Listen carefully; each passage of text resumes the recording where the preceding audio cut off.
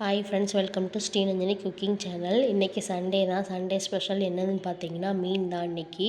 உங்கள் வீட்டில் என்னென்னு சொல்லி கமெண்ட் பண்ணுங்கள். அதுக்கு முன்னாடி நம்ம சேனலுக்கு சப்ஸ்கிரைப் பண்ணிவிட்டு பாருங்கள், லைக் பண்ணுங்கள், ஷேர் பண்ணுங்கள், கமெண்ட் பண்ணுங்கள்.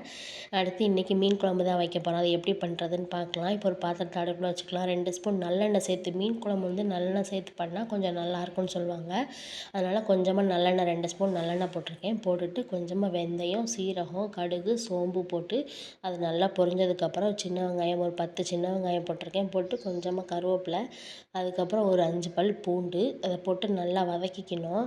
இது நல்லா வதங்கினதுக்கப்புறம் இப்போ 2 பச்சை மிளகாய் ஆட் பண்ணிக்கோங்க. ஆட் பண்ணிவிட்டு அது நல்லா வதங்கணும். வதங்கினதுக்கப்புறம் நல்ல பழமாக இருக்கிற தக்காளி பழம் 2 எடுத்து ஆட் பண்ணிக்கோங்க. ஆட் பண்ணிவிட்டு நல்லா வதக்கிக்கணும்.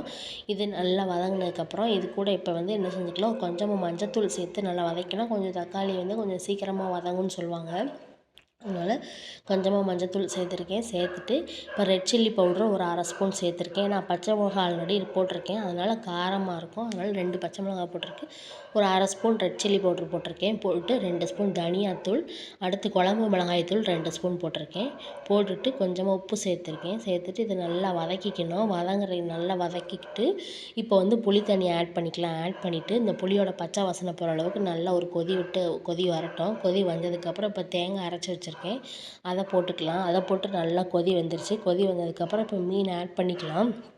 மீனை ஆட் பண்ணிவிட்டு சிம்மில் வச்சிடணும். சிம்மில் வச்சுட்டு ஒரு 15 நிமிஷம் நல்லா வேக விடணும். நல்லா வேக விட்டாலே போதும். மீனும் நல்லா வெந்து வந்துடும். குழம்பும் ரொம்பவும் டேஸ்ட்டாக சூப்பராக வந்துடும். இப்போ இந்த மீன் எல்லாத்தையும் நல்லா போட்டாச்சு. போட்டுட்டு உப்பெல்லாம் செக் பண்ணிக்கோங்க. செக் பண்ணிவிட்டு ஓயாமல் கிண்டக்கூடாது. கிண்டா மீன் உடஞ்சிரும். அந்த மீனை போட்டு ஒரு தடவை கிண்டுறது தான், அதுக்கப்புறம் கிண்டவே கூடாது. இதுக்கப்புறம் நல்லா வந்து உப்பெல்லாம் செக் பண்ணிவிட்டு நல்லா மூடி வச்சுருங்க. சிம்மில் வச்சுட்டு நல்லா வேக விடுங்க. நல்லா வெந்துருச்சு. இப்போ சுவையான மீன் குழம்பு ரெடி. ஃபைனலாக மல்லித்தழை தூவி இறக்கியாச்சு. உங்கள் வீட்டில் என்னென்னு சொல்லி கமெண்ட் பண்ணுங்கள், சப்ஸ்கிரைப் பண்ணுங்கள். பாய்.